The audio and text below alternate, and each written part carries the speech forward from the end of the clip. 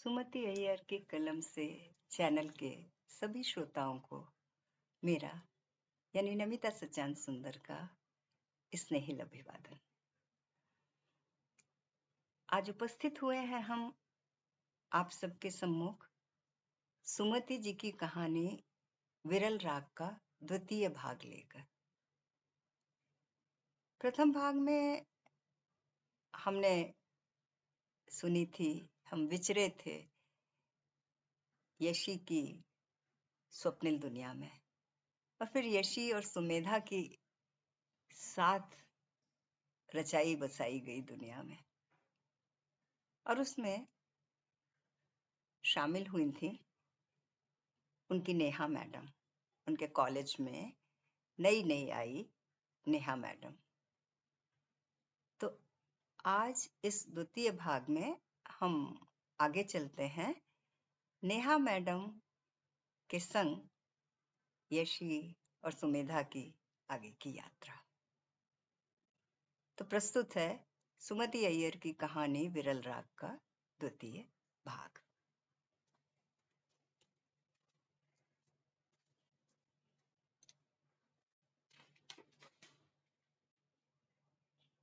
फिर तो कभी कभी शाम सैर के बाद उनके पास बैठने लगी थी दोनों, नेहा मैडम के साथ बैठने लगी थी दोनों, यशी और सुमेधा।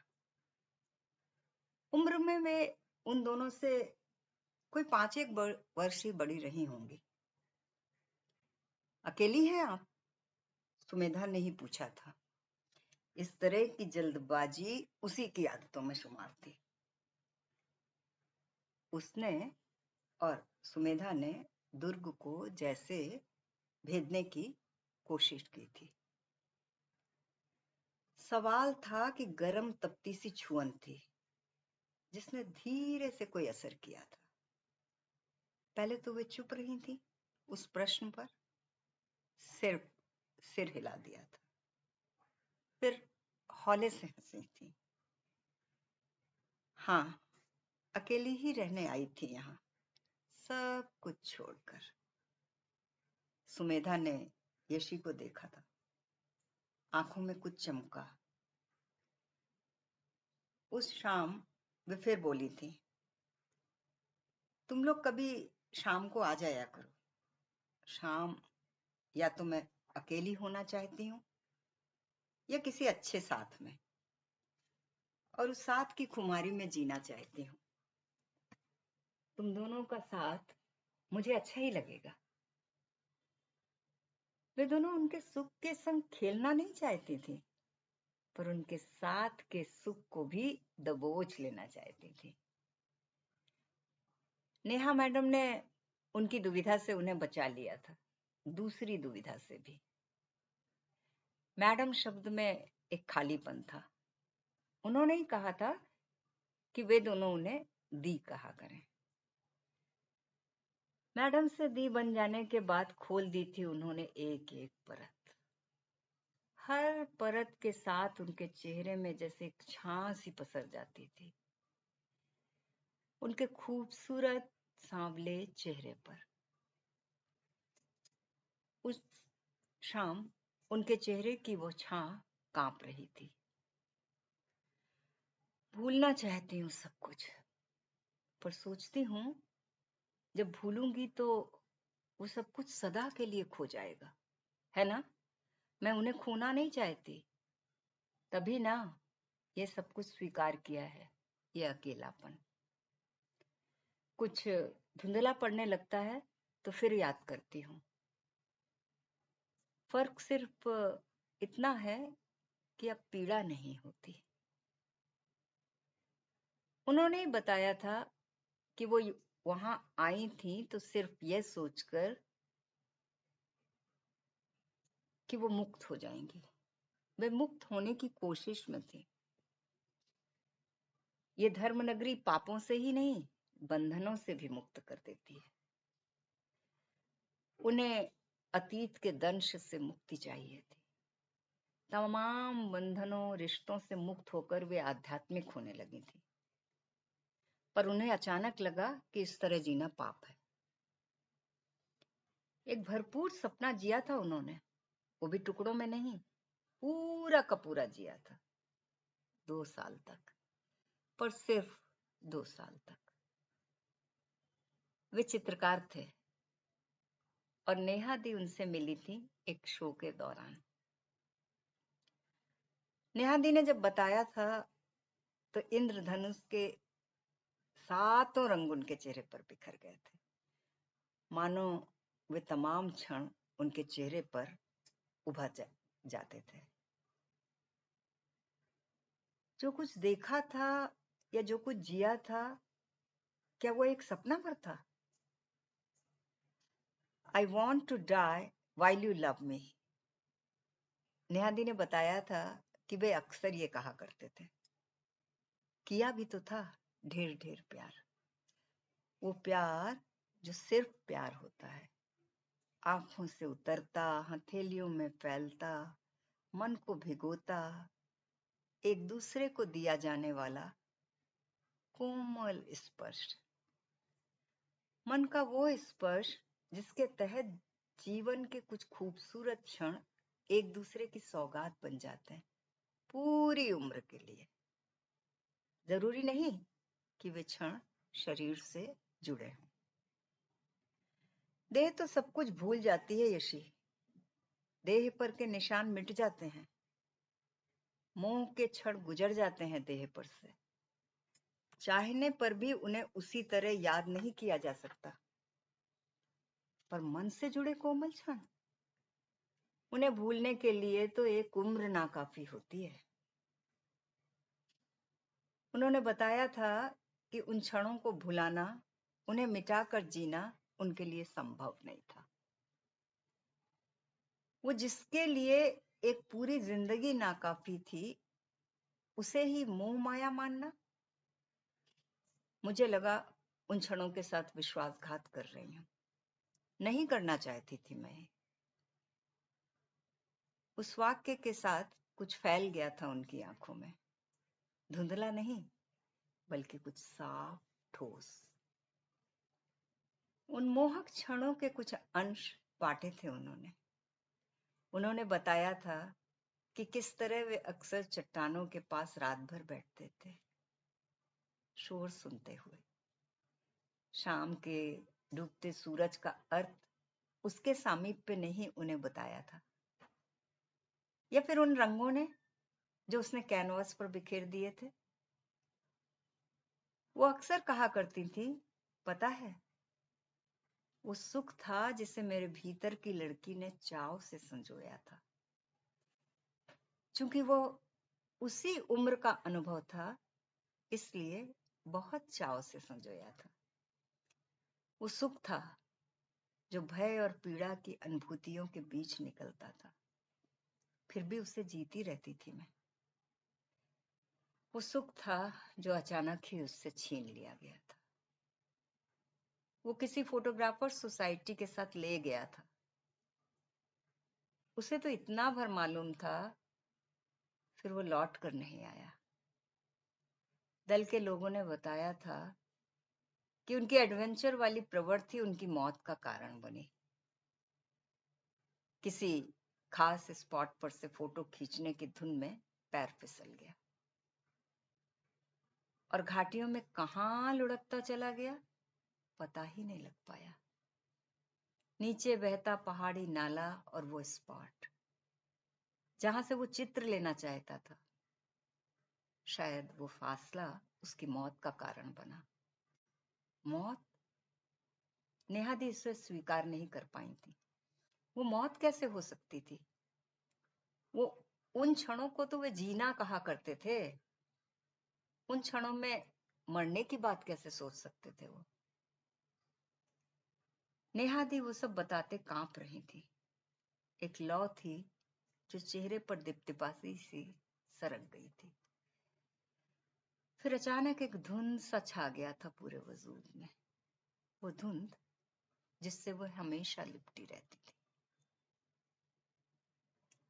जाने के पहले की रात उन्हें बखूबी याद थी। उसके लौटने पर जिंदगी का वो निर्णय जो उन्हें साझे में लेना था। वो फिर लिया ही नहीं गया, लिया ही नहीं जा पाया। फिर तो न शाम के रंग रह गए थे, न लहरों का संगीत ही कुछ कहने लायक रह गया था। बस एक बांझ दुख था शेष। किसी और तरह से अलग होते तो शायद एक दूसरे के अहम से टकरा कर ही, या एक दूसरे की पीड़ा से टकरा कर ही सब खत्म होता। पर यहां तो जैसे एक सिरा ही डूब गया था। डूबा क्या, उनके ही भीतर गहरे उतर गया था। कुछ दिन तो लगा था मेरे जीने का अर्थ ही खो गया है। आत्महत्या करने की कोशिश की थी मैंने, पर फिर जैसे किसी ने भीतर से कहा था, जीवित ही ना रही तो उन क्षणों को कैसे जी सकती हूँ। आज भी मौत के लिए शरीर की क्लिनिकल डेथ जरूरी नहीं, शरीर यूं भी कहाँ रह गया है। दी, आपने शादी क्यों नहीं की? सपने जब नहीं मरते तो उन सपनों के साथ जीने के लिए कोई और सही व्यक्ति तलाश सकती थी। सुमेधा ने एक दिन सवाल किया था। ये सवाल सुमेधा ही कर सकती थी। उसका एहसास तो यशी को बहुत बाद में हुआ था। दी हंसी थी।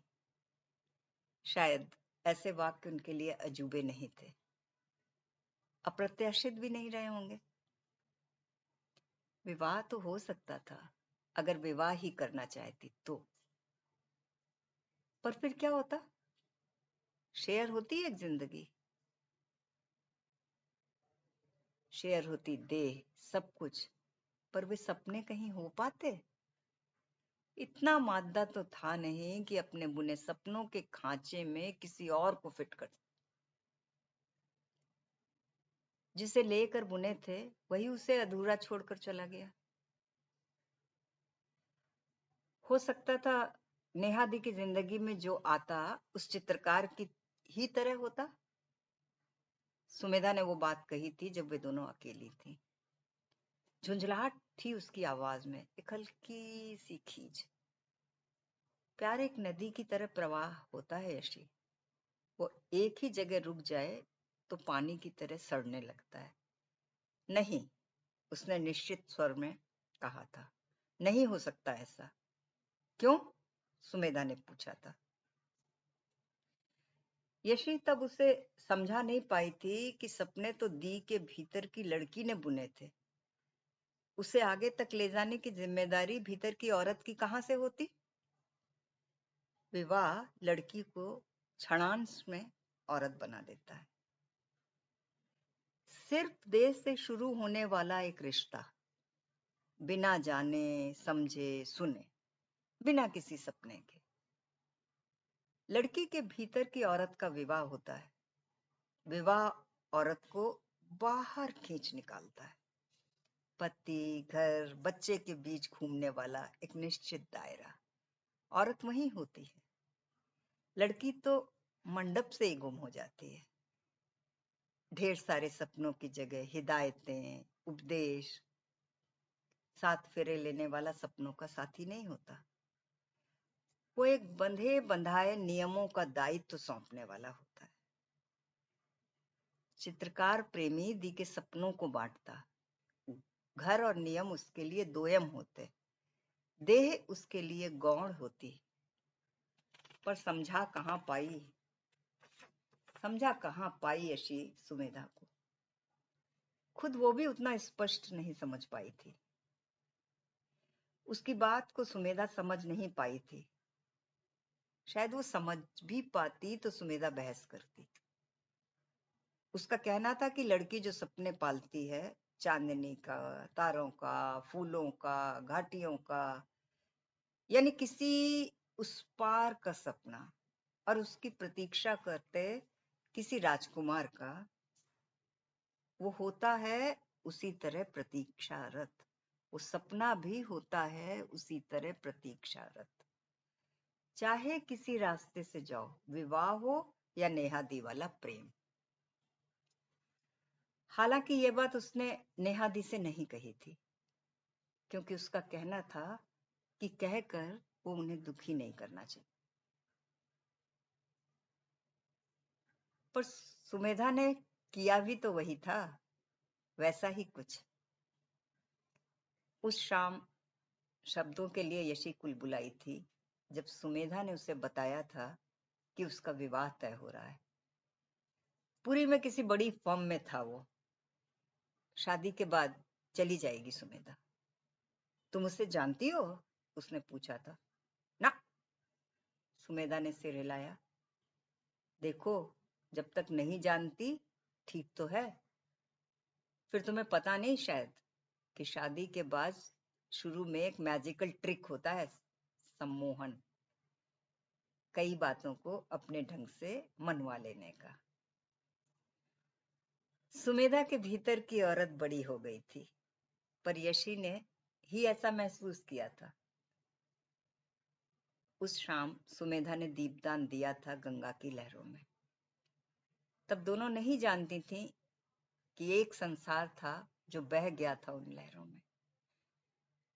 पर उस शाम कोई पंक्ति नहीं थी उन दोनों के पास। सुमेधा ने कहा था, कुछ बहा दिया यशी, कुछ तुझे सौंप रही हूं, कुछ मेरे पास है। जो तेरे हिस्से का है उसे संभाल कर रखना, अकेली जो है। और सुमेधा चली गई थी। उसके पत्र नहीं आए, पर वो सोचती रही थी कि वो लिख रही होगी ढेर ढेर बातें हवा में, चांदनी में, पत्तों में, समुद्र की उद्दाम लहरों में, उसके नाम, और सब साथ लाएगा। खोजा करती थी अकेले में उसकी बातों को। पर सुमेधा लौटी थी तो जेवरों से लद कर, चेहरे पर दाम्पत्य की तृप्ति लिए। गंगा घाट की जगह उसे शॉपिंग पर जाना था, पिक्चर देखनी थी। अब जैसे कुछ नहीं रह गया था सुमेधा के पास यशी के लिए, ना तो क्षणों की सौगात भी किसी और के लिए हो गई थी। सुमेधा औरत हो गई थी, सचमुच की औरत। लड़की सपनों की मौत बर्दाश्त नहीं कर पाती, पर औरत सपनों की मौत से निसंग रहती है, शायद उन्हें दफना भी देती है। सुमेधा और यशी के बीच का पुल टूट गया था। यशी को तब दुख हुआ था। शायद वो भूल गई थी कि व्यक्ति वस्तु नहीं होते, कि जैसा रख दो वर्षों बाद भी वैसे ही रखे रहे। अलग होने के बाद जिंदगी भी अलग हो जाती है और धीरे धीरे नई जिंदगी के आदी होने लगते हैं। पुरानी जिंदगी सड़ने लगती है, वो जिंदगी जो एक साथ जी गई थी। पर यशी को लगा था कि वो अभी भी प्रतीक्षा में है वहीं। ये तो सुमेधा थी जिसने पुरानी जिंदगी को निर्ममता से खत्म कर दिया था। जाने से पहले उसने कोशिश की थी एक शाम सुमेधा के साथ गंगा घाट जाने की, पर सुमेधा को मंदिर जाना था आरती के लिए, ससुरालियों की मनौती पूरी करने। जेवरों से लदी फंदी सुमेधा के साथ वो भी मंदिर हो आई। फिर कुछ भी नहीं बचा था। उसे लगा था कि उसके हिस्से का तो उसके पास था, वो रह गया था, पर सुमेधा के पास जो था वो सब कुछ बह गया था। वही गलत थी जो खोज रही थी हवा में, पत्तियों में, अनगिनत शब्दों को। नेहा दी भी इसी बीच अचानक चली गई थी। किसी पहाड़ी स्थान पर उन्हें नौकरी मिल गई थी। वे इस शोर से दूर चली जाना चाहती थी, उन्हीं पहाड़ों के बीच जहां उनका सपना खो गया था। यही कहा था उन्होंने तब। पहाड़ी धुंध की तरह गुम हो गया था सब कुछ। उनका अचानक क्यों चला जाना, वर्षा के बाद बुरंस की लटकती शाखों पर धूप में बारिश की बूंदें जैसे चमक जाती हैं, ठीक वैसे ही उनकी बातें थी। वे शब्द थे जो यशी को याद आ जाया करते थे। वे ढेर ढेर शब्दों की नमी छोड़ गई थी पीछे। सुमेधा लौटने के पहले विदा लेने आई थी उससे। यशी से रहा नहीं गया था। दूर का सफर था, फिर उसके नए दायित्व, इसलिए सुमेधा को लौट जाने की जल्दी थी। उस शाम वो उसके यहाँ आई भी थी औपचारिकता के तहत। माँ ने खाने पर बुलाया था। यशी ने सोचा था कि सुमेधा इसी बहाने पूरे दिन के लिए आएगी, पर वो शाम को आई, झुंझलाती हुई यशी पर कि उसने पैकिंग शॉपिंग में मदद नहीं की। शाम क्या, रात ही गिरने लगी थी। इस पर माँ के पास बीच बीच में चौके में रेसिपी के बारे में बतियाने चली जाती। माँ ने उसे देखा था घूर कर। सुमेधा की सुघड़ता उन्हें भली लगी थी। उससे रहा नहीं गया था। उसने पूछ ही लिया, सुमेधा, तुम्हें नहीं लगता कि कुछ छूट गया है, या कि तुमने कुछ छोड़ दिया है? वो क्षणांश के लिए रुकी थी। कुछ तैर गया था, या कि बस छू कर चमक गया था उन आंखों में? शायद ये उसका भ्रम था। फिर आंखों में हंसी चमक आई थी। बस अब तो फुर्सत ही नहीं रहती कुछ सोचने की। जिंदगी इतना भगाती है कि बस। वो हंसी थी, बेवजह की खनखनाती हंसी। हंसी जो एक भरपूर औरत की हंसी थी। उस हंसी में अब वो घुंघराली लहरें नहीं थी। एक सपाट वीरानी थी, खौफनाक। द्वितीय भाग में बस यहीं तक। कहानी अभी और आगे चलेगी। कुछ बातें और होंगी यशी और सुमेधा में। और फिर यशी की यात्रा। नेहा दी भी चली गई, सुमेधा भी चली गई। यशी पहले अकेली थी और फिर अकेली हो गई। यशी की आगे की यात्रा हम आप चलेंगे उसके साथ, यशी के साथ, विरल राग के तीसरे भाग में। धन्यवाद।